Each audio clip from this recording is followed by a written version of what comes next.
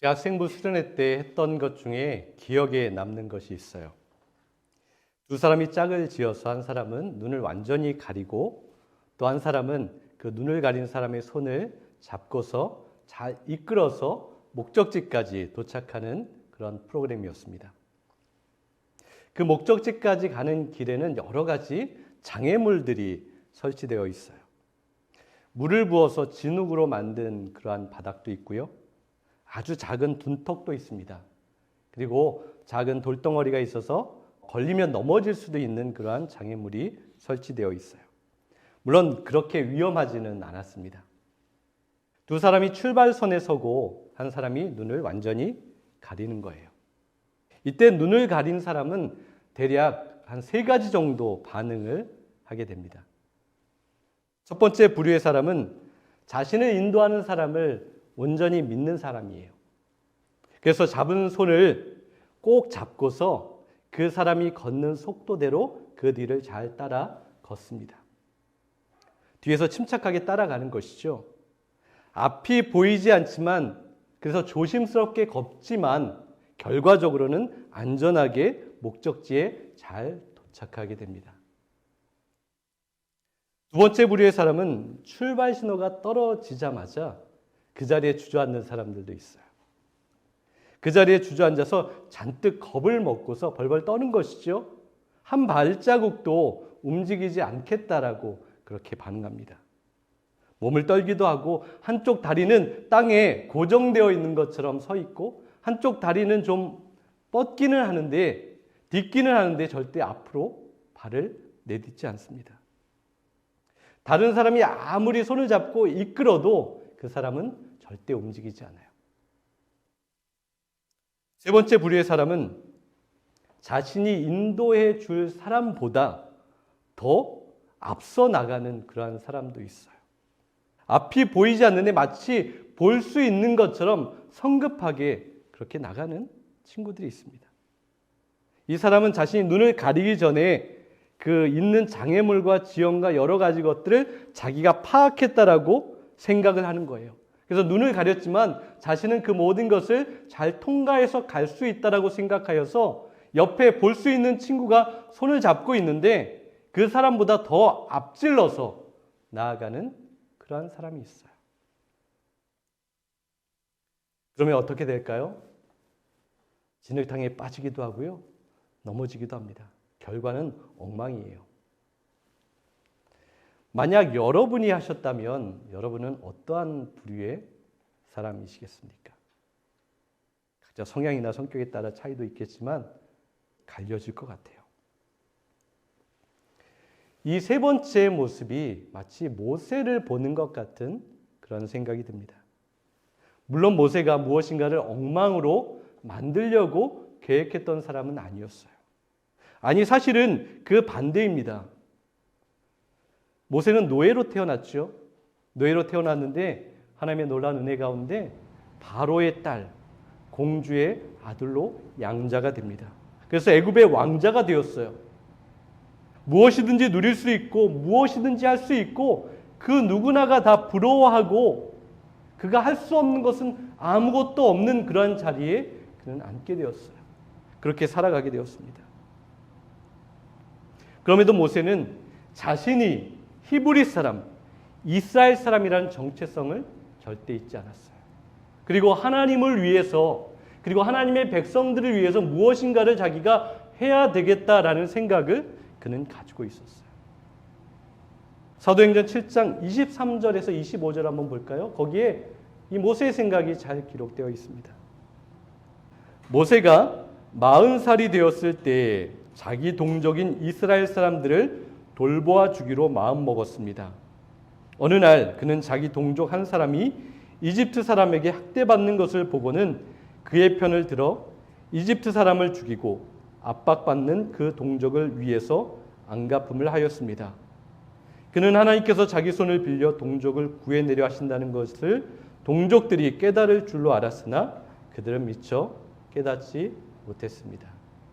모세는 40살이 되었을 때 계속해서 마음을 써오고 있었던 것을 결정하게 되었어요. 결단했어요. 자신이 나서야 할 때라고 생각했습니다. 이제 일어나서 하나님의 뜻을 이루고 하나님의 나라와 하나님의 백성들을 구해서 그들의 리더가 되어야겠다. 그들의 지도자로 서야 되겠다라고 그렇게 결단했어요. 그래서 그는 자신의 생각대로 행동했습니다. 그런데 성급했어요. 하나님의 때가 아니었습니다. 아직 하나님께서 가라 하시는 명령이 없었어요. 근데 그는 그렇게 행동했어요. 마치 눈을 가린 사람이 아무것도 볼 수 없는 상태에서 자신을 너무 과신해서 뛰어나갔던 것처럼 모세도 그렇게 행동했습니다. 성급하게 행동했어요. 그때 하나님은 모세를 즉시 그 당시에 사용하지 않으셨습니다. 여러분, 그런데 우리도 그래요. 내가 자신감에 넘쳐서 모든 것을 할 수 있다라고 생각할 때가 참으로 많이 있습니다. 그래서 열정이 있을 때가 있어요. 열심히 있습니다. 자신감도 있어요. 할 능력도 있어요. 그러한 마음을 가지고 열심히 무엇인가를 하려고 할 때가 있어요. 그런데 하나님의 뜻이나 하나님의 때는 아니라 나의 생각과 나의 때를 가지고 하려고 할 때가 너무나 많이 있습니다. 바로 그러한 때는 하나님께서 우리를 사용하지 않으십니다. 그래서 하나님께서는 우리에게 광야를 지나가게 하세요. 우리 인생의 가장 밑바닥에까지 떨어지게 하십니다. 우리를 연단하세요. 우리의 힘이 빠지고 우리의 잘못된 계획을 다 내려놓고 오직 하나님만을 바라볼 수 있을 때까지 우리를 그렇게 기다리시고 연단하십니다. 그래서 나는 아무것도 할 수 없습니다. 오직 주님밖에 없습니다. 주님만 도와주셔야 할 수 있습니다. 라고 고백할 수 있는 그때까지 하나님은 인내하고 기다리세요. 여러분, 우리는 하나님의 일을 한다고 하면서 나 자신을 위해서 할 때가 얼마나 많이 있었습니까? 봉사하고 헌신하고 열심히 하는 목적이 그것을 통해서 하나님의 나라를 나타내고 하나님 앞에 영광을 올려드리고 교회를 세우고 다른 사람을 회복시키시고 위로하는 그러한 목적이 아니라 내 열정과 내 업적과 내 열심을 가지고 누군가에게 칭찬을 듣고 누군가에게 높임을 받고 내 모습이 드러나는 그러한 욕심을 가지고 교회 생활을 할 때가 얼마나 많이 있었습니까? 그래서 어떤 일을 할 때 내가 원하는 어떠한 결과가 나오지 않을 때 마음이 불편합니다. 예배를 드려도 기도를 해도 하나님의 일을 해도 섬기고 봉사해도 마음이 답답한 거예요. 기쁨과 감사가 없습니다. 왜 그렇습니까? 그 중심에 자신의 욕심과 욕망이 가득 찰 때 그럴 수밖에 없다라는 거예요. 여러분, 우리가 가진 믿음의 본질은 무엇입니까? 오직 예수님 아닙니까? 오직 주님 중심이에요. 오직 하나님밖에 없음을 우리는 알아야 합니다. 우리의 가진 믿음은 오직 주님밖에 없음을 고백해야 하는 거예요. 이 본질이 흔들리기 때문에 교회가 어려워지고 어지러워집니다.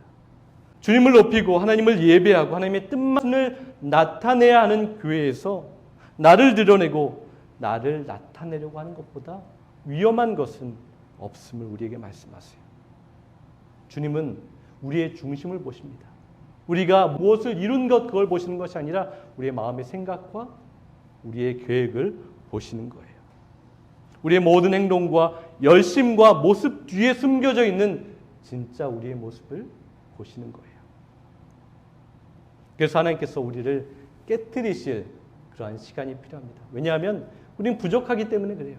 우리는 악한 것이 있습니다. 내 계획과 내 생각과 내가 추구하는 모든 것들이 너무나 부족하고 연약하고 악하기 때문에 하나님께서 우리를 깨트리시는 그러한 시간이 꼭 필요한 거예요. 나를 버리고 오직 하나님만이 드러나는, 오직 하나님만이 주인 되시는 고백이 우리에게 있어야 하는 거예요. 그렇게 우리를 깎으시고 우리를 빚으십니다. 광야를 통과하게 하시고 우리를 낮추시고 나의 힘과 능력으로는 아무것도 할 수 없음을 하나님께서 인정하게 하세요. 깨닫게 하세요. 그리고 하나님만 바라보게 하시는 거예요. 여러분, 그렇다면 우리의 삶이, 우리의 모습이, 우리의 믿음이 이러한 모습이 되어야 합니다. 우리가 이것을 깨닫게 되었을 때 비로소 하나님께서 그때 우리를 통하여서 일하실 수 있게 됩니다. 물론 우리가 완전하게 완벽하게 다 준비돼서 하나님이 일하시는 것은 아니에요. 그럴 수 없습니다. 아무리 깎이고 훈련받고 낮아지고 겸손하게 되고 광야를 통과한다 해도 여전히 우리는 부족하고 연약하고 허물이 많은 존재입니다. 그럼에도 그때 하나님께서 우리를 사용하시는 이유가 있어요. 우리가 완벽하게 준비돼서 완전히 겸손하게 돼서 하나님의 일을 하는 것은 아니지만 우리가 그것을 알게 되고 하나님을 바라보게 되고 하나님을 의지하게 되는 그 마음이 우리에게 있게 될 때 비로소 하나님께서 우리를 통하여서 하나님의 일을 나타내기 시작하십니다. 그때가 되면 나의 힘으로 나의 능력으로 나의 선함으로 하는 것이 아니구나. 내가 하는 모든 것들이 우리 교회가 이루는 것들이 하나님께서 역사하셔서 하나님께서 도우셔서 나타나는 것이다 라고 인정할 수 있게 되는 거예요. 그 모든 것을 하나님께서 하셨음을 겸손하게 인정하는 개인이 하나님께서 축복받는 삶을 살아갑니다. 그러한 교회가 하나님께서 인정하시는 교회가 됩니다. 오늘 본문에 보면 모세는 미디안 광야에서 40년 동안 살았어요. 40년 한번 생각해 보세요. 그때는 지금의 수명보다는 조금 더 살긴 했지만 40년은 결코 짧은 시간이 아닙니다. 이제 모세는 80세가 되었어요. 고령의 나이가 되었습니다. 육체적으로는 힘이 다 빠졌어요. 심리적으로는 자신감도 이제는 없습니다. 연약한 모습으로 양을 치고 있어요. 그것도 자신의 재산인 자신의 양이 아니에요. 장인이었던 이드로의 양을 돌보고 있었습니다. 이제 자신을 보면 아무런 소망도 없는 거예요. 자랑할 것이 없어요. 연약하고 아무것도 없는 잊혀진 삶을 살아가고 있어요. 전에 하나님을 위해서 그리고 백성들을 위해서 그렇게 분연하게 일어났던 그 열정도 그 소망도 그 비전도 다 사라지고 남아있지 않았습니다. 하나님의 시선을 보면 이제 모세가 완전히 비워진 거예요. 낮아질 대로 낮아졌어요. 자신을 과신하지 않습니다. 머리부터 발끝까지 그 힘이 지금 다 빠졌어요. 그 순간 하나님께서 이제 모세를 찾아오십니다. 이제 하나님께서 모세를 쓰시기에 조금 더 적합한 모습으로 모세가 준비되었어요. 전에는 자신의 능력으로 하려고 했죠. 자신의 권세로, 자신의 젊은 혈기로 하려고 했습니다. 정의감으로 하려고 했어요. 그때 하나님이 개입하시고 나타나실 여지가 없는 거예요. 그런데 이제 하나님께서는 그 연약해진 모세를 통하여서 일하시기 시작하십니다. 이제 모세가 하는 모든 것들, 모세가 아무리 큰 일을 행하거나 놀라운 역사를 이룰지라도 그 모세가 보여지는 것이 아니라 모세를 통하여서 일하시는 하나님이 나타나시게 되는 거예요. 하나님이 드러나십니다. 그것을 모두가 알게 되는 거예요. 하나님께서 원하시면 마른 막대기도 사용하십니다. 하나님의 일은 하나님이 하시는 거예요. 여러분, 그렇다면 우리가 해야 할 일은 무엇입니까? 우리를 통해서 하나님의 역사가 나타날 수 있도록 우리 자신을 하나님 앞에 내어드리는 거예요. 나의 모든 것을 다 내려놓고 나의 모든 힘을 빼내고 나는 아무것도 아님을 인정하고 하나님 앞에 우리의 모든 것을 올려드려야 합니다. 하나님이 드러나셔야 하는 것이죠. 우리는 작은 교회입니다. 작을수록 누군가의 헌신과 열심과 능력이 필요합니다. 그리고 그 결과가 더 쉽게, 더 크게 나타나기도 합니다. 누군가의 열심이 더 크게 보이기도 하고 누군가의 연약함이 더 명확하게 보이기도 합니다. 그러다 보면 하나님보다 지금 내 눈앞에 있는 누군가가 더 크게 보일 때가 참으로 많이 있어요. 그래서 누군가를 의지하고 바라보게 되는 것이죠. 이 사람은 교회에 도움이 되는 것 같고 이 사람은 교회에 큰 도움이 되지 않는 것 같은 그런 생각을 가질 때가 있습니다. 아니에요, 여러분. 교회는 절대로 효율성을 따지지 않습니다. 능력이 많고 적음이 중요하지 않아요. 가진 것이 많고 적음도 그렇게 큰 중요성을 띠지 않습니다. 만약 그렇다면 그러한 것으로 교회를 판단한다면 그것은 진정한 교회의 모습이 아닌 것이죠.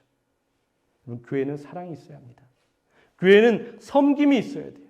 교회는 서로를 위한 낮아짐이 있어야 합니다. 교회는 믿음이 있어야 돼요. 오직 하나님만 드러내는, 나는 낮아지고 하나님의 영광으로 살아가는 고백들이 넘치는 것이 교회가 되어야 합니다. 지금 우리는 누구를 의지하고 누구를 바라보고 있습니까? 우리 교회는 무엇으로 채워지고 있습니까? 오직 하나님만 의지하고 하나님만 바라봐야 합니다. 그리고 우리가 각자 더욱더 낮아진 모습으로 사랑으로 섬기고 서로 복종해야 합니다. 우리를 연단하시는, 우리를 빚으시는 하나님의 손에 우리를 올려드려야 되는 거예요. 그렇게 하기가 쉽지 않을 때가 있어요. 그렇게 하지 않으려는 사람이 더 많습니다. 하나님께서 쓰시기에 편한 사람으로 만들어져야 되는 거예요. 하나님께서 쓰시기에 걸림돌이 되지 않아야 하는 거예요. 내 자신이 너무 강해서, 내 욕망이 너무나 커서, 내 고집이 너무나 커서 하나님께서 쓰시기에 너무나 힘든 사람들이 있습니다. 교회에서 무엇인가 사역을 맡길 때도 너무나 힘든 사람들이 있어요. 그 사람에게 모든 것을 맞춰 주어야 그 일을 할 수가 있게 됩니다. 여러분, 하나님께서 모세를 40년 동안 훈련시킨 그 목적이 무엇일까요? 하나님께서 사용하시기에 쉬운 그러한 존재로 훈련하시기 위해서요. 그렇다면 우리도 하나님께서 쓰시기에 쉬운, 편안한 그러한 그릇이 되어야 합니다. 하나님을 눈치 보게 하는 사람이 교회에 얼마나 많이 있습니까? 여러분, 하나님 앞에 쉽고 편하고 순종적인 진정한 믿음의 사람들이 되시기를 바랍니다. 본문 5절 한번 보세요. 하나님이 이르시되 이리로 가까이 오지 말라. 내가 선 곳은 거룩한 땅이니 내 발에서 신을 벗으라. 하나님께서 모세에게 나타나셔서 말씀하셨어요. 너는 너의 발에 신고 있는 그 신을 벗으라 라고 하셨습니다. 하나님께서 모세가 가장 마지막 모세를 지켜줄 수 있는 가장 작은 것까지도 다 벗겨내십니다. 그것을 버리라고, 그것을 포기하라고 하세요. 모세가 지금 신고 있는 그 신은 무엇을 의미할까요? 광야, 험한 돌산, 거기에서 모세를 지켜줄 수 있는 거예요.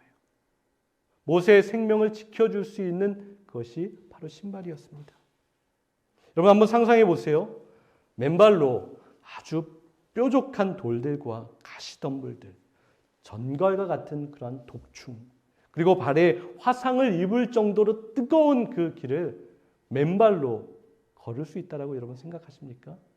여러분들 그러한 곳을 맨발로 걸을 수 있으시겠어요?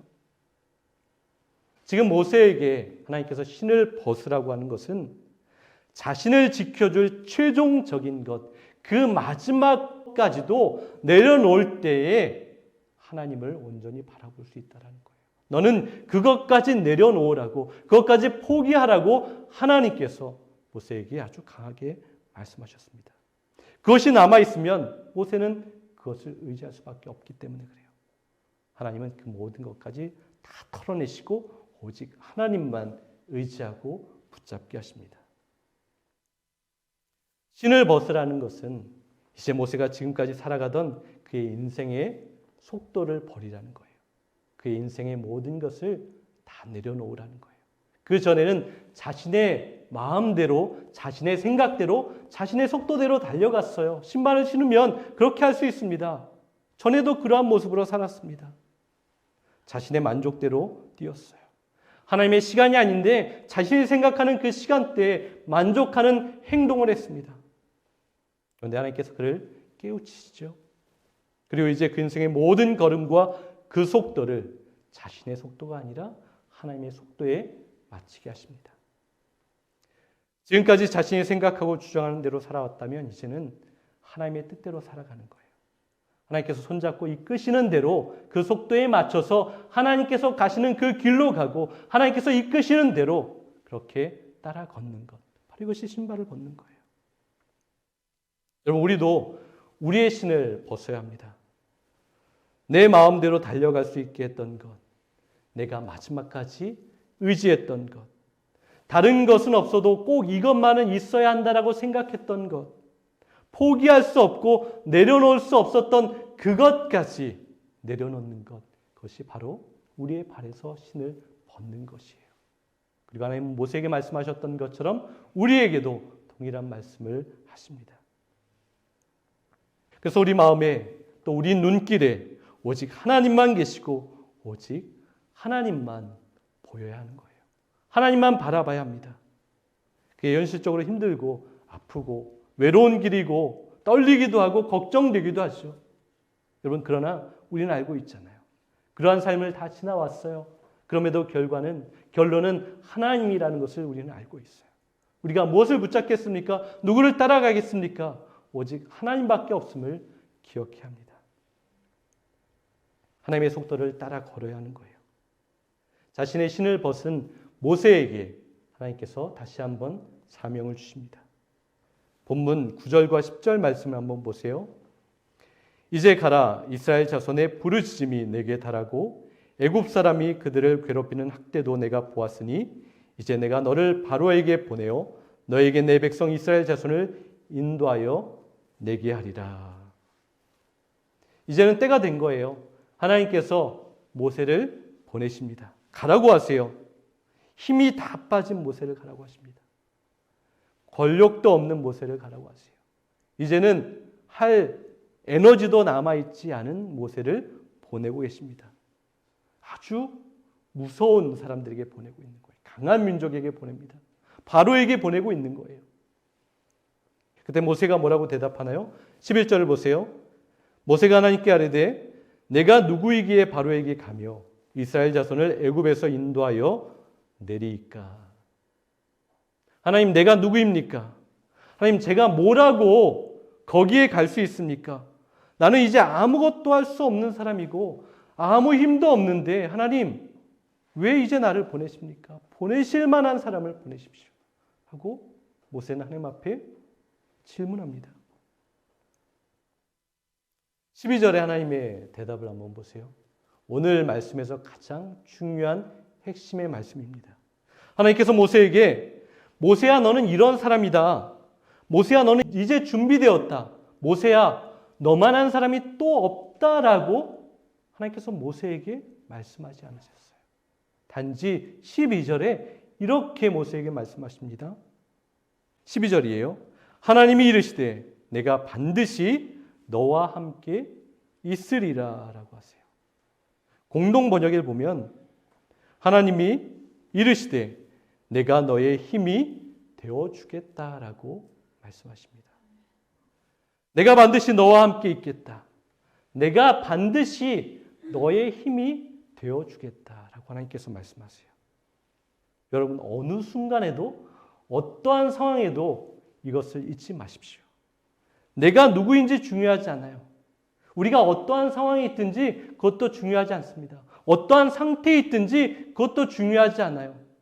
모세도 아무런 중요성을 가지지 않습니다.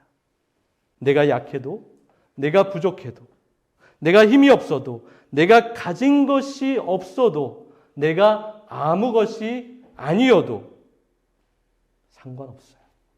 왜 그렇습니까? 만물의 주인 되시고 전능하신 하나님의 약속이 아무것도 아닌 우리에게 주어지고 있기 때문에 그래요. 모세가 위대할 수 있었던 것은 하나님의 약속이 모세에게 아무 조건 없이 부어졌기 때문에 그렇습니다. 그 은혜가 지금 우리에게 부어지고 있는 거예요. 정말 중요한 것은 하나님의 약속입니다. 하나님의 약속하신 것은 변하지 않아요. 하나님의 약속은 취소되지 않습니다. 하나님의 약속은 늦지도 빠르지도 않습니다. 하나님의 약속은 분명히 성취된다라고 우리에게 말씀하세요. 그 하나님께서 약속하셨죠. 내가 반드시 너와 함께 하겠다. 내가 반드시 너의 힘이 되어주겠다 하셨어요. 여러분, 우리가 가는 믿음의 길이 참 힘들기도 합니다. 우리 교회가 걷는 이 빛의 길이 참 어렵기도 해요. 그러나 여러분, 우리가 하는 것이 아니에요. 우리가 감당하는 것이 아닙니다. 우리가 감당할 수도 없어요. 그래서 하나님께서 지금도 오늘도 우리와 함께 걸어주세요. 넘어져 일어날 힘이 없을 때에도 우리의 힘이 되어 주십니다. 우리의 속도에 맞춰 주시는 거예요. 우리가 하나님의 속도에 맞추는 것 같지만 하나님의 사랑과 은혜가 크셔서 우리의 속도에 맞춰 주십니다. 때로 우리가 일어날 힘이 없어서 넘어져 있을 때 우리보다 앞서 나가셔서 하나님께서 대신 싸워주시고 우리의 모든 것, 선한 것, 좋은 것을 예비하시고 준비해 주십니다. 사랑하는 빛의 교회 여러분, 하나님의 약속을 붙잡고 한 걸음 한 걸음 걸으시기 바랍니다. 눈에 보이는 것이 없을지라도 두려움이 우리를 힘들게 할지라도 걱정 때문에 우리의 마음이 떨릴지라도 여러분 우리가 하는 것이 아니에요. 내가 무엇인가를 이루는 것이 아닙니다. 하나님께서 하시고 하나님께서 우리를 붙드시고 하나님의 약속은 우리와 함께 하십니다. 그렇기 때문에 우리는 하나님을 바라보는 거예요. 반드시 우리와 함께 하시고 반드시 우리의 힘이 되시기 때문에 그렇습니다. 우리의 때가 아니라 하나님의 때를 기다리세요. 하나님이 하시는 역사를 소망하시기 바랍니다. 더 낮아지고 더 사랑하고 더 섬기고 더 빛이 되고 더 소금이 되어서 하나님께서 정말 쉽게 사용하실 수 있는 그러한 사람으로, 그러한 도구로, 그러한 그릇으로 한 주간의 삶을 살아낼 수 있는 저와 여러분 될 수 있기를 간절히 소망합니다.